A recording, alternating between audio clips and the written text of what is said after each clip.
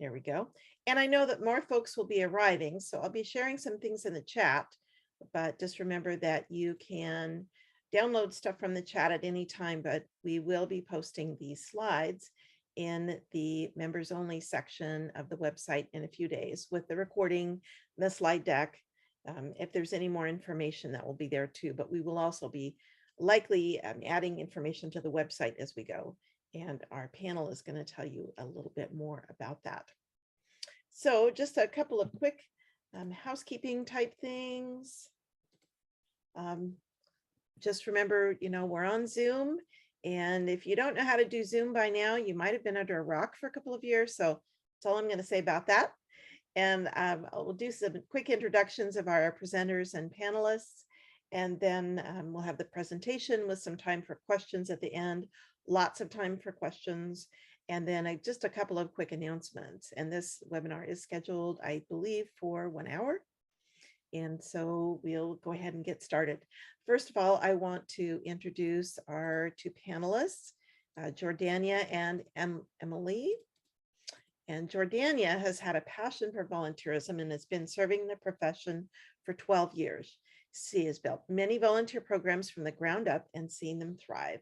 She's the former president of the Dallas Association of Volunteer Directors and recently was elected to the board of Alive and is serving as co-chair of the Standards Task Force Committee. She also has received her CBA. And then for Emily,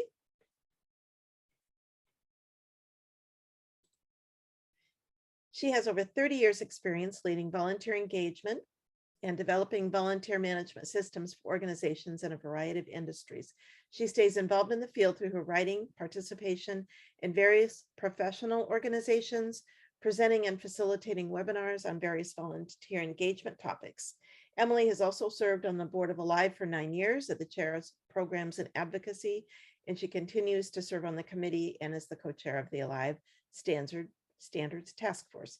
She is also co-chair of the Research and Resources Work Group of the National Alliance for Volunteer Engagement and serves on its leadership team.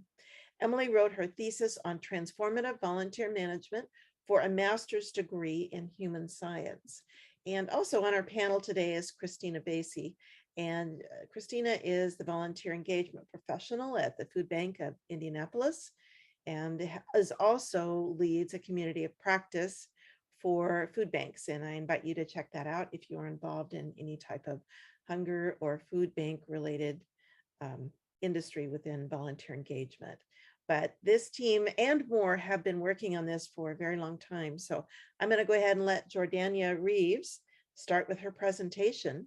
So please go ahead. Thank you, Gretchen. I'm going to share our slides here. And get us started. So it's pulled up. Emily, I'm actually going to turn it over to you to get us started now that we have the slides up. Okay. Welcome, everybody. Thank you all for joining us today.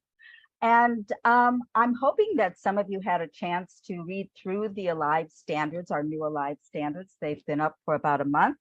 And that this will serve as a way to introduce you to them, but also to sort of clarify any questions and give you some ideas of how to use these standards in your day-to-day work as volunteer engagement professionals.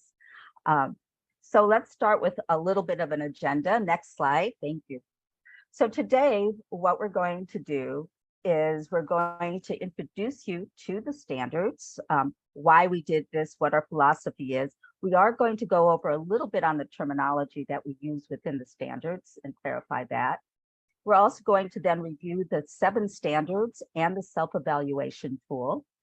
We're going to look at how you might use these standards to make your case within your organization or group. And then finally, at the very end, we're going to give you ideas of how you can connect with us and continue the conversation on how to use the standards. So what we're going to do, I don't know if I think you mentioned this, Gretchen, if you have any questions, please put them in the chat. Gretchen will be looking at those, but if there's anything that you need to have answered in terms of clarification, we'll stop at a few points to let you ask those particular questions. So first, we want to go over and introduce you to the standards, their history, the philosophy, and the terminology that we use. The standards, we began looking at standards in 2010. And ALIVE had just started. We were spending a lot of time trying to develop our responsibilities and our roles vis-a-vis the profession of volunteer management. At the time, there were a lot of best practices in books and articles, especially on Susan Ellis's volunteer internet page. But there were no real standards. There was no standards of best practices that sort of pulled all this together. And working with Katie Campbell, who was at the time the head of the CCVA, we decided that this would be an appropriate role for ALIVE to establish standards. So we began working on these to fill in that gap, and we published our first iteration in 2012. And it's been there, and it was there for all that time, and we did not change it or look at it until about 2021. And then we were thinking, a lot has changed. There are a lot of different standards, codes, matrices, competency lists out there having to do with volunteers. Do we need to have our standards up there? And if we do, how are they different from the ones that are already there?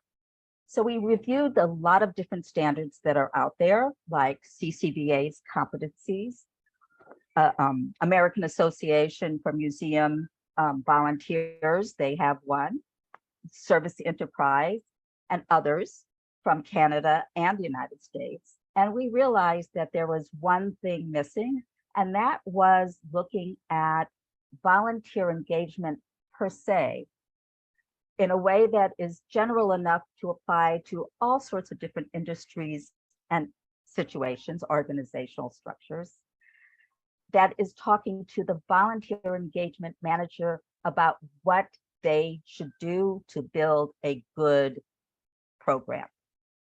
So that is what we started working on. And as you might know, we published that last month in 2022.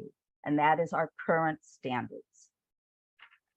So we wanted to go on to the next slide, please.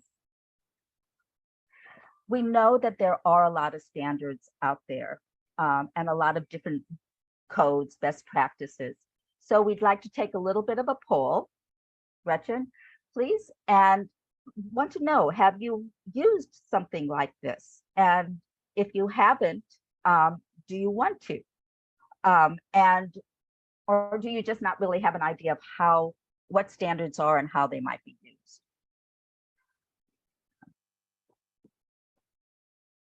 Thank you, Gretchen. Okay, we've got that poll up there, so go ahead and answer those two questions. You can answer the first one now. You can answer the second one as well, but we'll cover the second one here later on once we go over all the standards. All right, folks are voting like crazy. Good job, Ah, everybody. good. And I'll close the poll here in just a moment.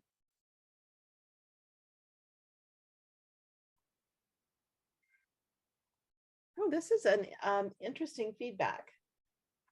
Really. Can't wait to see it. Yep, we'll go ahead and we'll just come back to the poll again, the other question. All right. Oh, we're so close. 88% participation. Beth, let us know that you have to answer both questions right now. So Yeah. if you want to change your answer later on, you can do that too. Right. Okay, let's go ahead and end the poll, and I'll share the results and you'll be able to see them on the screen. Great.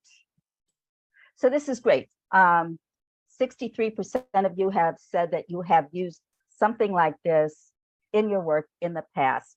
And that's fantastic, because later on, we will be talking about how we might be able to use it, give a couple of case examples. But this is where those of you who have used something like this in the past can join us in the conversation to help us give even more ideas on how we can use standards to help us with our work and to make our case. Thank you. So moving on, let's finish talking about our philosophy, our framework, and some of our terminology. So the basic premise of what we were looking at here is that volunteers are a resource that is integral to the successful achievement of an organization's mission.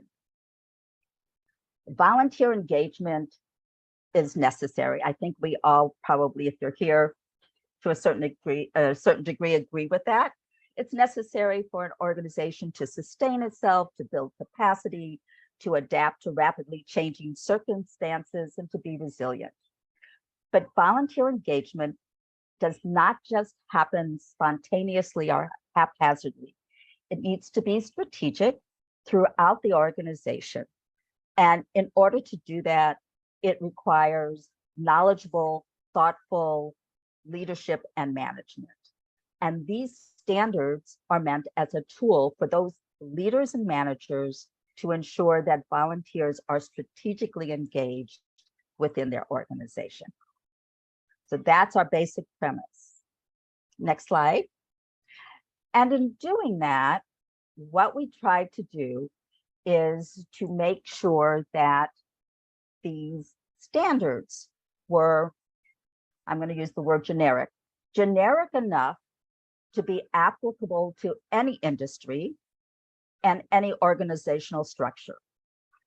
Grassroots, nonprofit, any industry, human services, education, government, that somebody can find something in the standards that is going to apply to them and be applicable to them.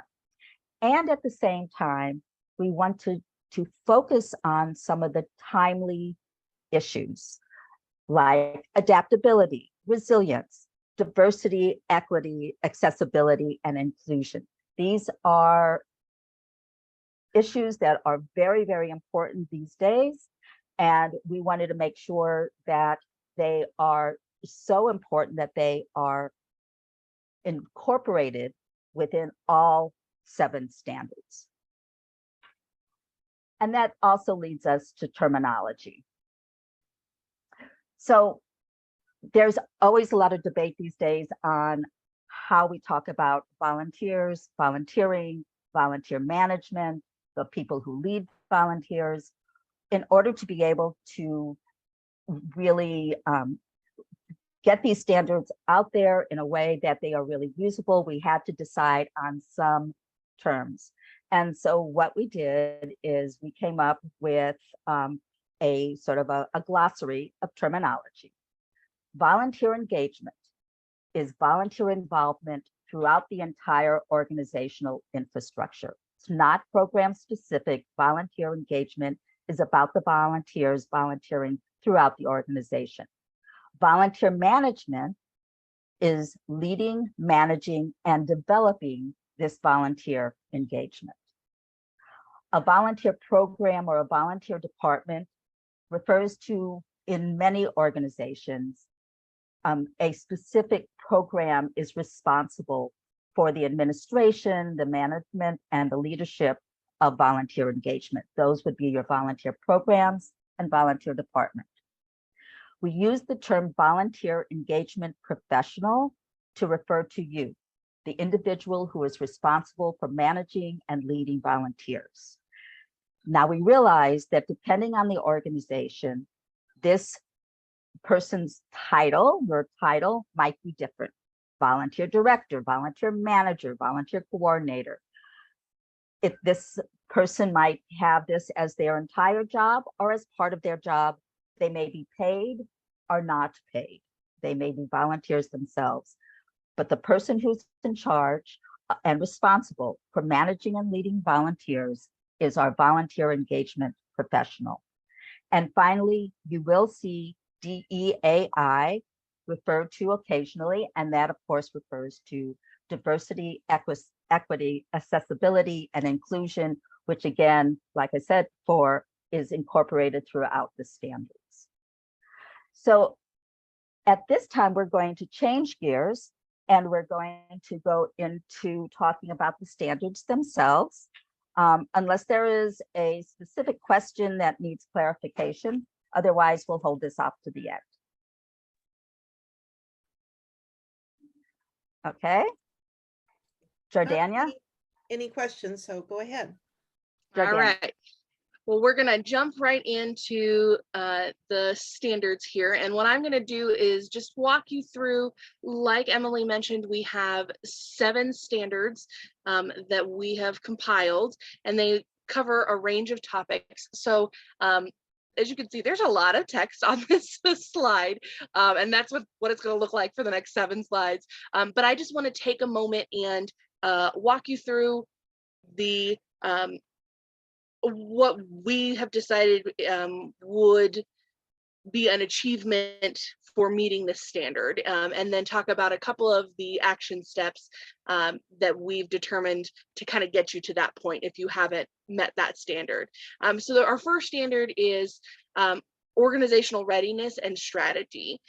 So we determined that you would have achieved this standard when your volunteer engagement and management of volunteers are integrated into the entire culture of your organization, through your mission, your vision statement, your program access, strategic planning, organizational structure, a risk assessment for volunteers and community, and your policies and procedures. So not only that you have a volunteer department, but that volunteers and their administration is incorporated throughout your organization. So at your board meetings for your organization, you are strategically involving volunteers in that process. And when you're putting together a strategic plan for your organization, volunteers are included in that piece, either physically included or the consideration and management of them is considered. So that's what we're really talking about for having organizational readiness and strategy. The next standard is going to be professional volunteer management and professional development. So in this standard, we're really looking for organizations to have dedicated volunteer engagement professionals managing their volunteers and leading all of the organization's volunteers and providing, and for the organization to provide continuous professional development for those staff. So even if that looks like the having a volunteer as the volunteer engagement professional for your organization, your organization is still committed to making sure that person is well trained, is staying up on best practices, is following these standards, is attending trainings, and your organization is supporting that person in that role. So that's kind of what we're talking about with having professionally trained staff.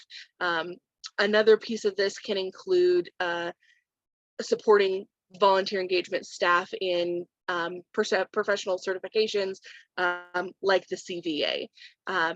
So those are some possible action steps that you can take.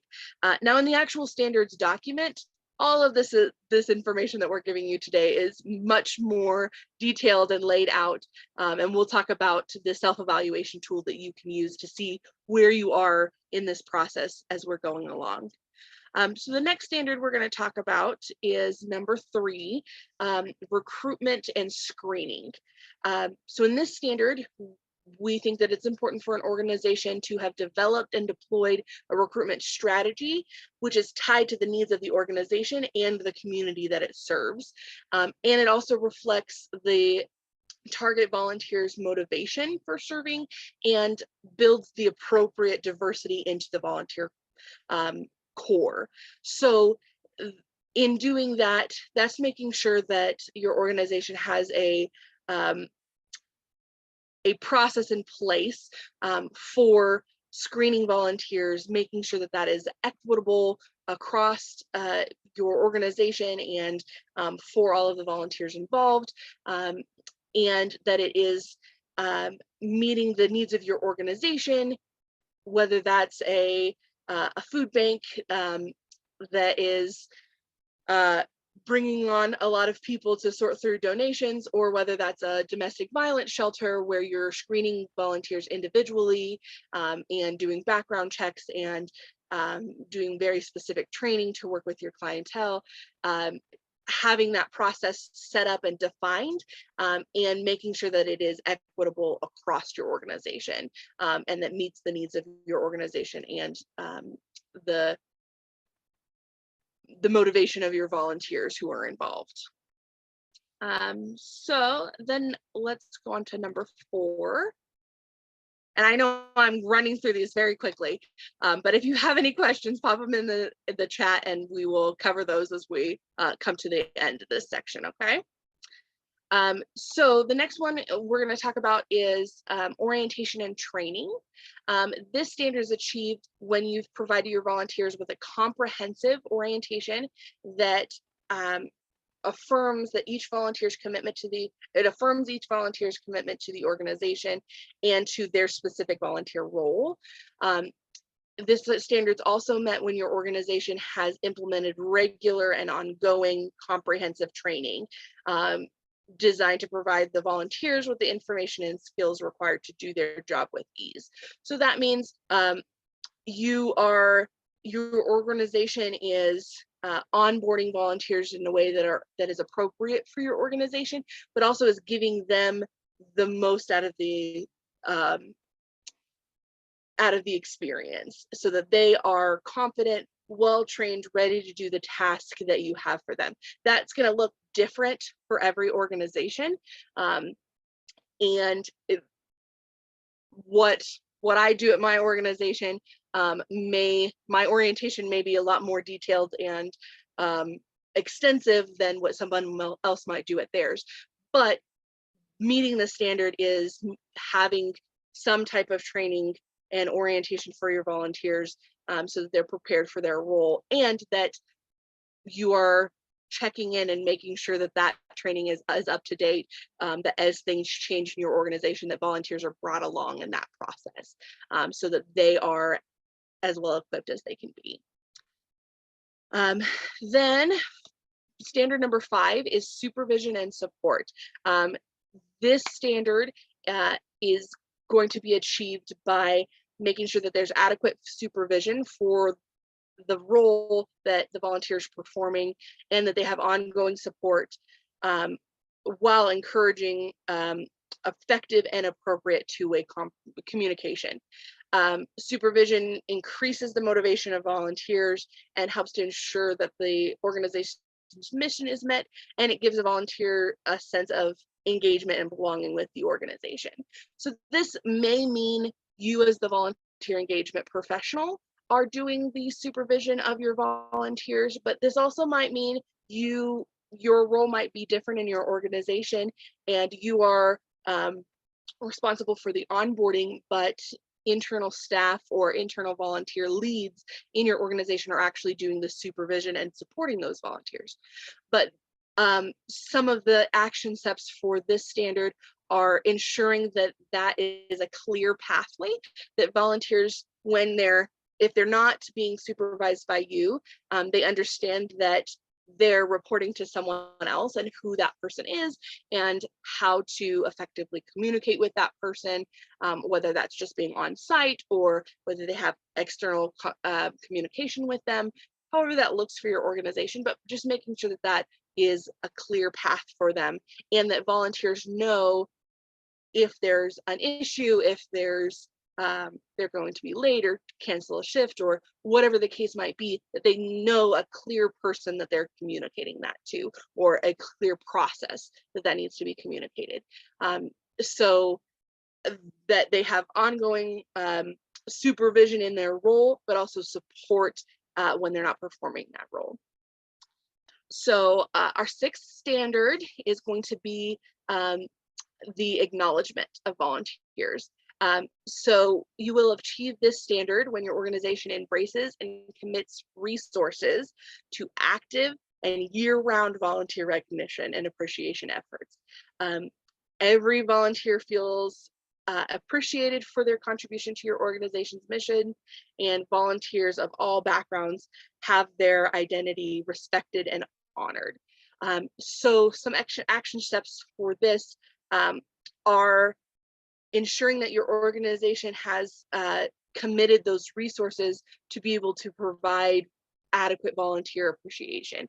And for some organizations, that's going to look like something, maybe a large gala for your volunteers every year, but that can also look like a thank you card, a handwritten thank you card that you send out to your volunteers, or an event on site, or something that it'll look different for your organization, but this meeting the standard of practice is making sure that the organization commits to that course of action, so that the volunteers do feel appreciated in the work that they're doing and acknowledged for the work that they're doing. Lastly, our last standard is going to be continuous improvement. This standard is pretty all-encompassing, but it's when you as an organization are using result-oriented measurement tools, which are developed and applied consistently and continuously to evaluate the volunteer performance and assess the program effectiveness. This is going to be producing statistical reports for your program and sharing that information internally within your organization, but also letting the community as a whole know how your volunteer program is going and the impact that your volunteers are having. That is just a hugely important part of a successful volunteer engagement program or department. But making sure that you have measurable tools in place for that program so that you can really show the value of what your volunteers are bringing to the table and the work that they're doing. So I know that was a whole lot of stuff right in just a few minutes. We had a lot of content to cover, but we wanted to have a chance to really talk to you about things. So I see there's a couple of questions in the chat. Gretchen, would you mind tossing those at us, and me and Emily can answer those real quick, and then we'll go on to our self-evaluation tool. That is great. And yes, I will. And I've checked with both folks and they said it was okay to unmute them. And so the first one is from Tracy Patterson. So Tracy, I've given you permission to talk. Okay, how's that? Hi. Yep, we can hear Hi, you. Tracy. Hi, great. Hi, Jordania. Yes. I'm not sure if I pronounced that correctly, so starting a little late. You got it. Thanks so much for the great work on this. Just a quick question actually about standard 1, where you mentioned the importance of inclusion as volunteers in the mission and vision statements of an organization. And I wondered if you could clarify that a little bit more, if you mean specifically that like the word volunteer support needs to appear in those statements, and how can we affect that standard? So like we said, this is gonna look different for every organization, but an example of this would be that when you're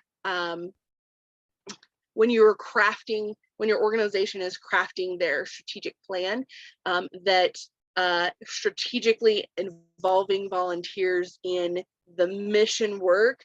For instance, when I was serving at the El Paso Food Bank, our organization had volunteers who would come in and sort food in our warehouse, but the organization didn't have volunteers who were involved in any other of the rest of the programming. So creating a strategic plan where volunteers could be engaged throughout the entire organization where it was appropriate, and not just thrown in the most convenient place, is kind of what we're trying to achieve with this standard. Does that help answer your question? Emily, can you kind of expand on that as well?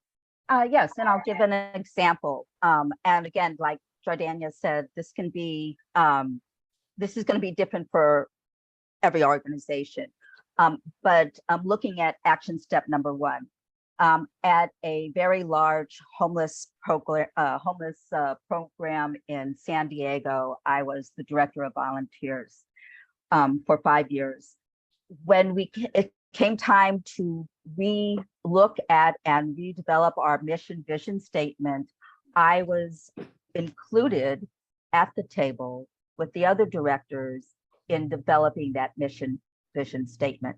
Because I was there at the table and able to have my input, the final mission statement did in fact include a line saying that the program, I can't remember exactly the words, but it did include volunteers from the neighborhood, helping the neighborhood with the homeless issue. So it included the idea of volunteerism within the mission statement itself.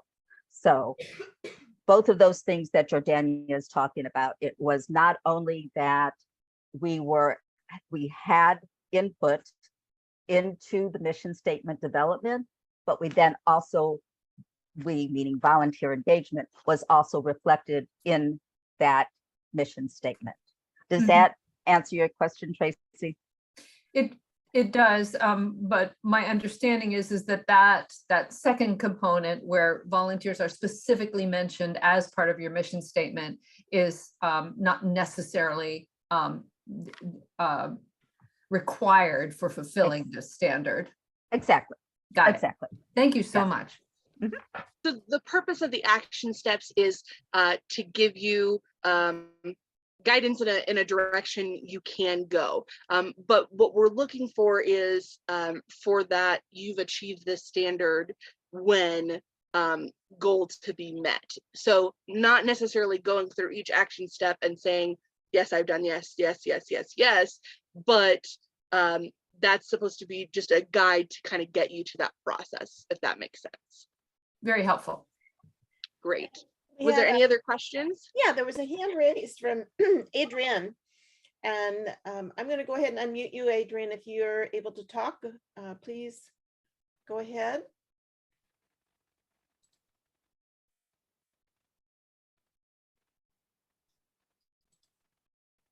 And if not, her hand was raised if you want to put something in the chat box.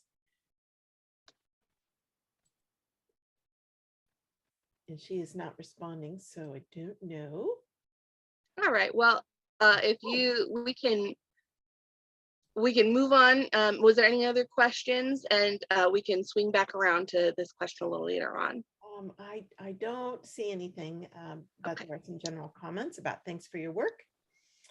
So go ahead and continue. All right, well, let's scan through these again one more time. And then the next thing we wanted to chat with you about is our self-evaluation tool that has been developed to accompany these standards. So when you check out the standards, you will see all of them listed out and detailed with action steps. But you'll also see a self-evaluation tool, which is going to allow you to take a little time and go through each of those action steps and rate yourself. Is this something that's currently in place to a large degree within my organization? Is this something that is in place to some degree, or it's not currently in place? So it kind of gives you, I think there's also, I didn't do the screenshot quite wide enough, but I think there's also a not applicable. So for ones that just don't fit your organization, and that's definitely going to happen for some. But it gives you an opportunity to kind of go through and checklist yourself to see where you might be, and to take the next step of evaluating what steps you can take to move forward as you go through your program. So with that takes us to our next poll question that some of you already answered. Gretchen, do you mind pulling that back up, and we can kind of will allow us to pull it back up and let people change their answers? You know? Well, let me see here. We'll try it and see, but what we want to see is with that very broad overview of what our standards, the ALIVE standards of practice are. What do you think about the standards and the self-evaluation tool? That's what SET stands for. And will that help you guide your work? We want to kind of see that question number 2. And you can go back and put your first answer too. We'll see if our poll changed for the first one. I think it is, yeah, it's changing a little bit. Okay. This just kind of gives us an idea of, we definitely encourage you, if you have not read through the standards yet, mine was a very broad overview to get through very quickly, but we encourage you to go back and read through that document and really get into the action steps and see what improvements can be made in your program. All right, so here are our poll results. It looks like 77% said they think that the standards and self-evaluation tool can help guide your work. 18% said somewhat, and nobody said no. So that we've done our job. That's pretty good. If we didn't have anybody say no, you're crazy. I think we're on the right step, Emily. Yeah, yay, okay. All right, so I'm going to turn it back over to Emily, and she's going to talk about our approach to these standards. So thank you. A lot to cover here. And now we're going to get into a little bit more where we can use some of your experience having used standards, some of your enthusiasm about the 77% of you about using these standards to guide your work, and perhaps give you a little bit more definitive kind of enthusiasm for the 18% of you who think they might be somewhat helpful to you as you're doing your work.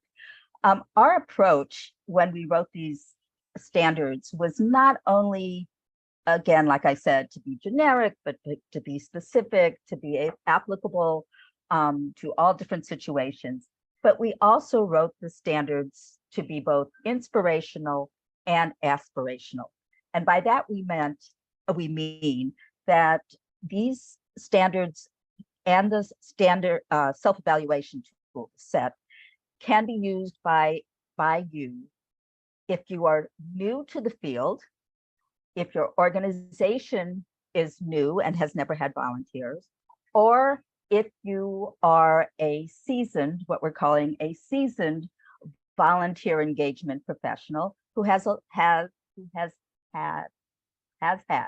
a lot of experience and a lot of knowledge about volunteer engagement, and perhaps you're working within an organization that has a long history of volunteer engagement. So we're looking at this from approach number 1, which is our seasoned volunteer engagement professionals, and approach number 2, which would be some of our new volunteer engagement professionals. For those of you who are seasoned, if you will, we are talking about using these standards as a way of assessing and evaluating your organization and where you are in your volunteer engagement. For those of you who are new, these can be like a guideline, a guide for developing effective volunteer engagement. So the uses, so again, very different ways of approaching these, but useful in all these different situations. So let's look at our next slide and give you, and then we're talking about, again, I think we've talked about this a lot. Jordania has mentioned this quite a bit, is that as you're going through these standards, as you're going and looking at the different action steps, as you're looking at this self-evaluation tool, you will be able to look and see what it is you can use and how, and then what is just not applicable to you, and that's okay. What we're looking at are the standards themselves, meeting those goals. Those are the best practices, if you want to use that term. Those are your goals for effective volunteer engagement.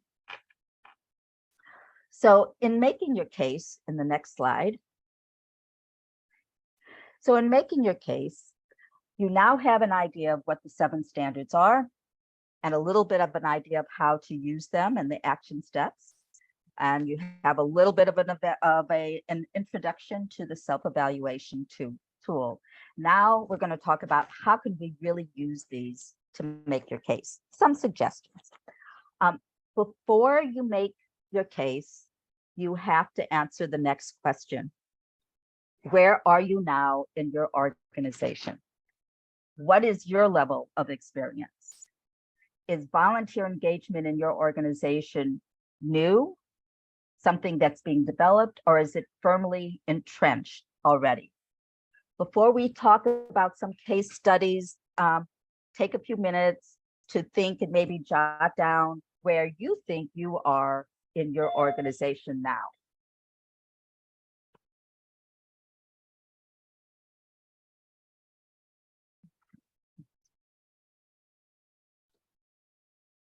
Okay.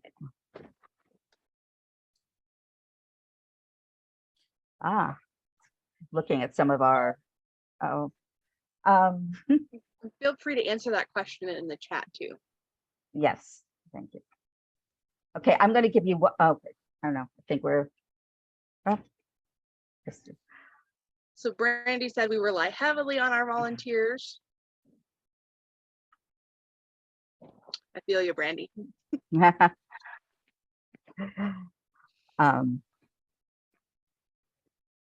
Good.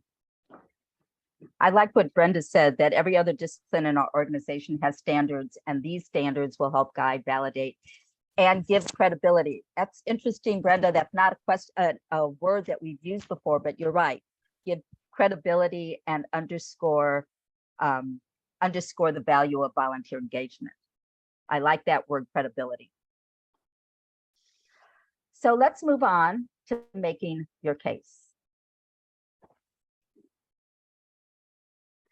So again, these standards have been shown to deliver value to both organization, to the volunteers, and hopefully they will be valuable to you as well. We're going to start with seasoned volunteer engagement professionals and just give you sort of a case study of what that might look like and how we might do that. So we're going to look at the seasoned volunteer engagement professional who is advocating for a budget allocation that would increase, that would allow for increasing staffing, and by the way, would mean maybe some changes in compensation for you, the volunteer engagement professional. So you are a seasoned volunteer engagement professional. You've been managing your volunteer program for many years, and you've seen considerable growth. In order to continue that growth, you need additional staff resources. How could we use ALIVE standards to make your case for increasing your program's staffing budget? So this is a good time where, if you've done this, that you might be able to put some ideas into the chat box. If you raise your hand and you've done this, I would love to hear from you. Gretchen, if you see anybody who seems to be really enthusiastic about doing this. I'm watching and I will let you know. And I will continue to speak as to how I would do this as a seasoned volunteer engagement professional. First of all, it's pretty clear that the standard that I'm aspiring to is standard number 2. So if you go back up to standard number 2, if we look at that, that is professional volunteer management and professional development. You've achieved this standard when your organization has volunteer engagement professionals dedicated to managing and leading all of the organization's volunteers, and it provides continuous professional development for all staff.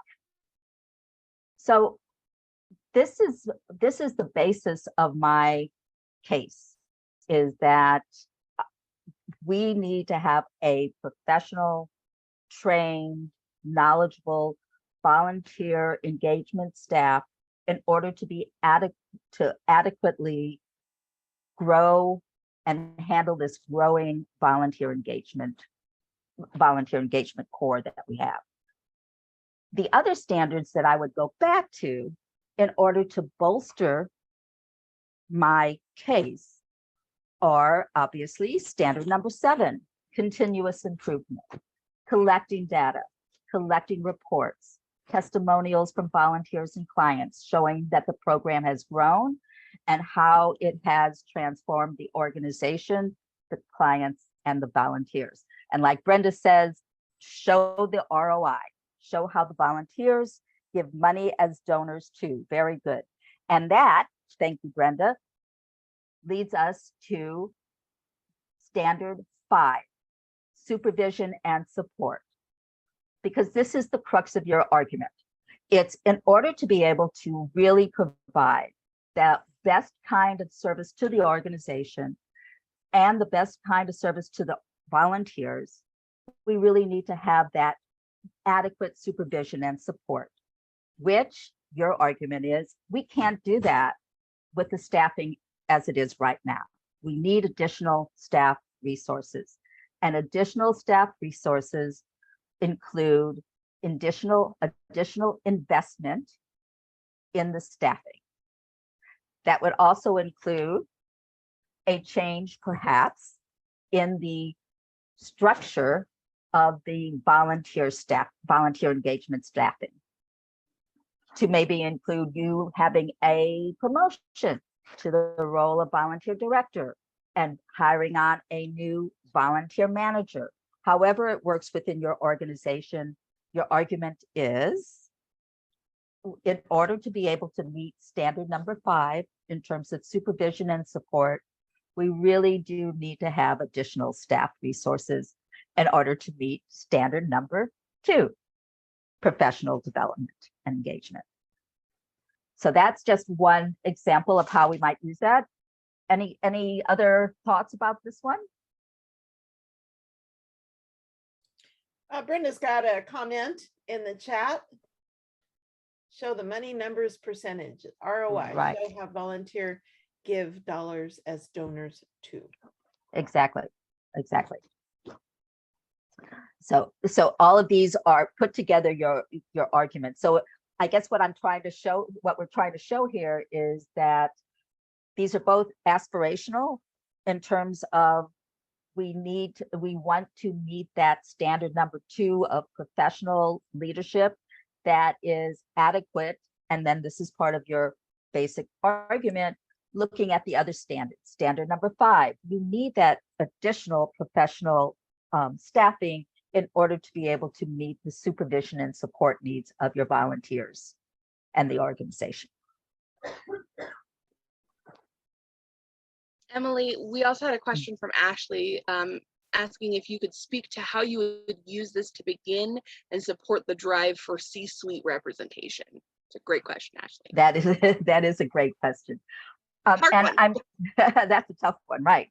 I think that that's slightly different from talking about budget, but perhaps not.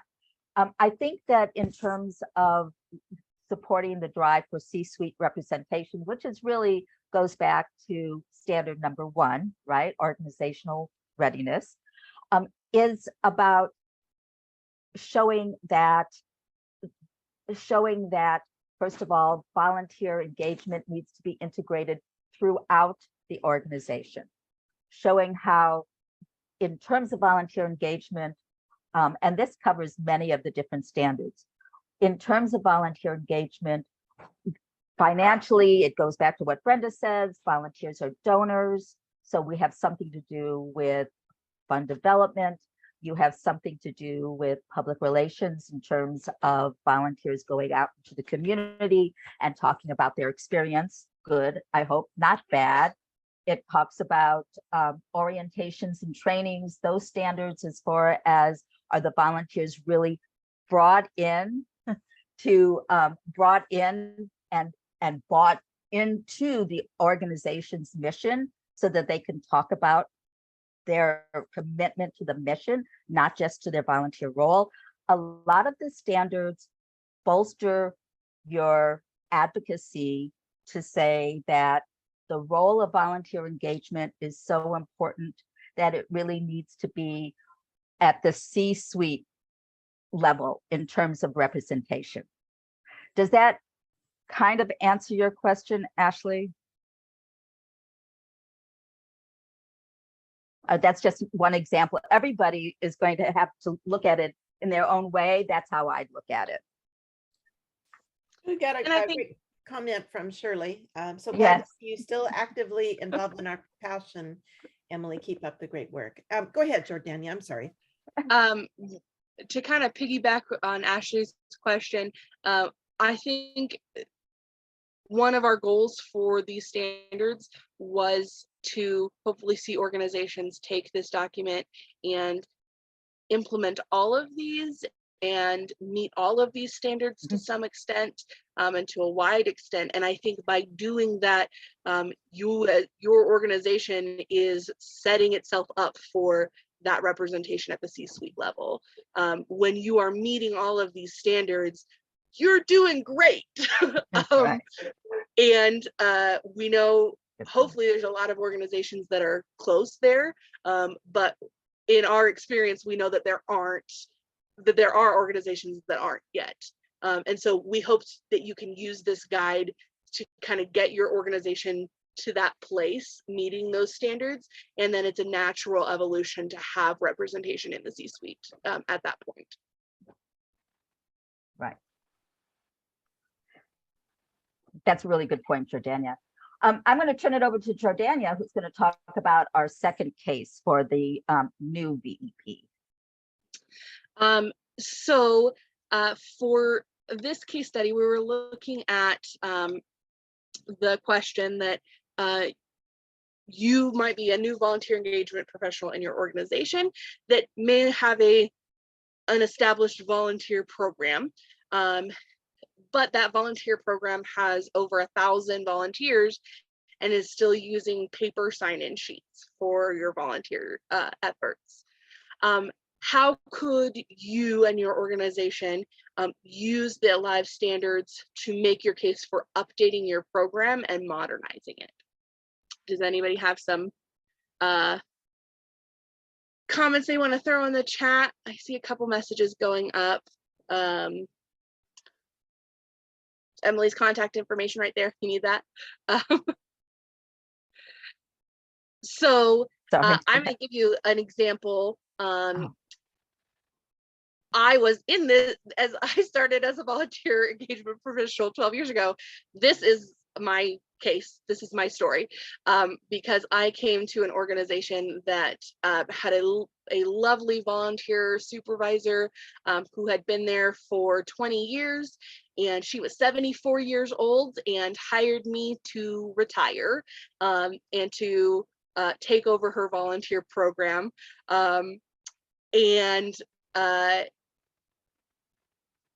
When I got there, we had a ton of volunteers that were doing great work, but she spent about 80% of her time doing data entry and entering hours and information in for our volunteer program.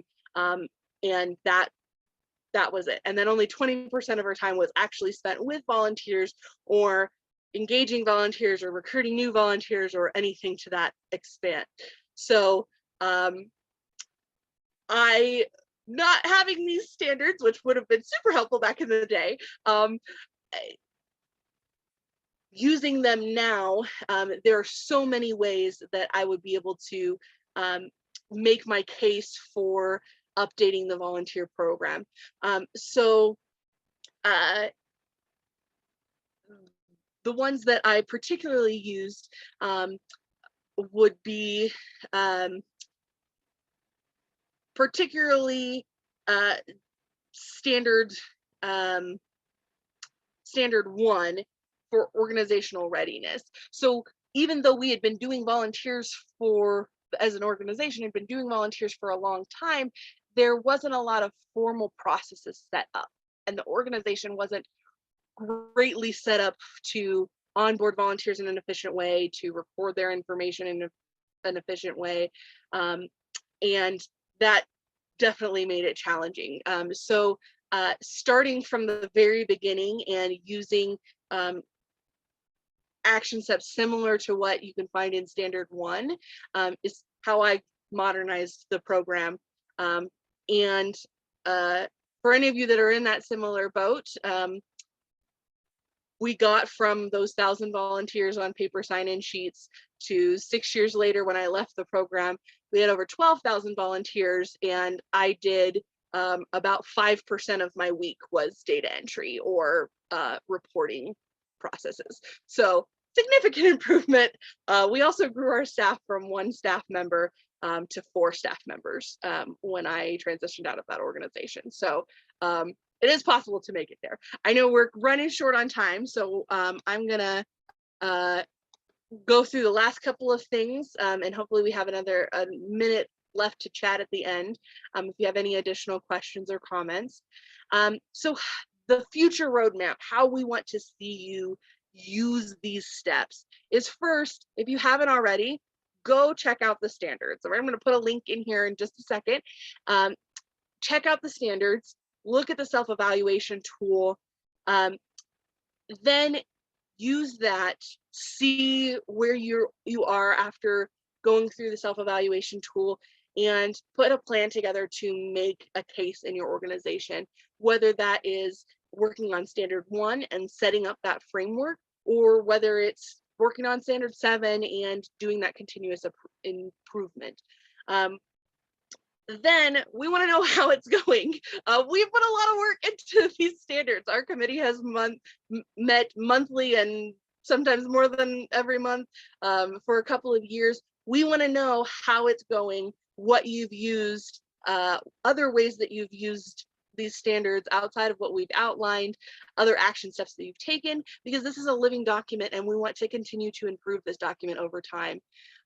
So a couple of ways that you can check out the standards. You can copy these little links right here and they will take you right there. I'm also going to, I know Gretchen put our continuing the conversation in the chat, but I'm going to put in a link to the standard and to the feedback form. We would love to get your feedback on any of those. So definitely check those out. Make sure I'm sending it to everyone. Okay, there we go. So check out the standards on the Alive website. Check out the feedback form, let us know how it's going. And then Gretchen also put in the comments, we want to continue talking to you about this. So this is the link to our continued conversation on LinkedIn. You do have to have a LinkedIn profile in order to comment, but please go here to this link that's in the chat, or you can follow the QR code and continue talking to us. If you have more questions about specific standards or how to, if you have a situation or an issue that you're dealing with and you'd like to know how to apply a standard or steps to start taking, we would love for you to continue talking to us. And as a community, it looks like we had about 35 or more people on here. This is a lot of people to continue to chat with us about these standards and how we can use them across the board. That's why we're here. So we also want to take a minute and just say a special thank you to Kathy, our programs and advocacy VP on the Alive board. And I want to personally thank Emily. It has been a pleasure working with you on this task force and co-chairing with you. But our wonderful task force members, Christina and Kelly, Donna and Alex have all been an essential part, working tirelessly to put all this information together, going line by line in the text to make sure that it meets that information. This is very much a project of love and passion for all of us. So, and I want to say definitely say thank you. And I want to say a special thank you to Gretchen, who has really helped us in terms of actually and the marketing committee, who have put this together in such a wonderful way and putting it up there on our site with all of these fancy technological linkages to help us get there, get feedback, and to continue the conversation. thank you, Gretchen, for all the formatting and the beautiful work that you've done on getting this out there and posted. You're very welcome. With that, I'm going to take the screen away from you Go right ahead. really quick because we are on our last few moments. So I'm going to be placing actually the recording in the slide deck on the public facing side. So everybody will have access to this because we know what an important tool it is for our community and profession. And we really do want that feedback. So we'll be leaving that survey open, I think, until the end of July, but this will definitely be a living document as well. And I just want to thank Jordania and Emily, Christina, Alex, Donna, and Kelly for all their work as well too. It's really great to see this come to fruition. So don't forget to continue that conversation on LinkedIn, and do watch your inbox for the Alive member newsletter in July. You won't want to miss it. And save the date. If you are coming to the Points of Light reception, make sure you come see us at the Alive table, and we'll be hosting a reception. You can find out more about that on our calendar. And there are still opportunities to be a presenter for this academy this year, and we're already starting to book in the next year. And this and more information you can find on our website. So I just want to thank everybody for being here on a Friday. Stay warm, stay cool, stay healthy. And we will see you next month.